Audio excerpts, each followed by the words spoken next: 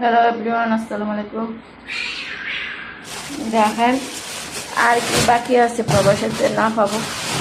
বড়ই এখন খাইতে পারতেছি, টক বড়ই প্রবাসী থেকে আর কি বাকি আছে না খাওয়া। এই যে বড়ই পাইয়া গেছি। এমনি এই বড়ই থাকতো খাসি বড়ই মিষ্টি, এই টক বড়ই আমার খুব পছন্দ। টক বড়ই দেশে থাকতে অনেক বড়ই খাইতাম। গ্রামের বাড়িতে গেলে ভর্তা মানে ধনে পাতা আনলে বড়ির কথা মনে পড়তো। আজকে এই যে শিম আনছে, শিম, বরবটি, পালং শাক,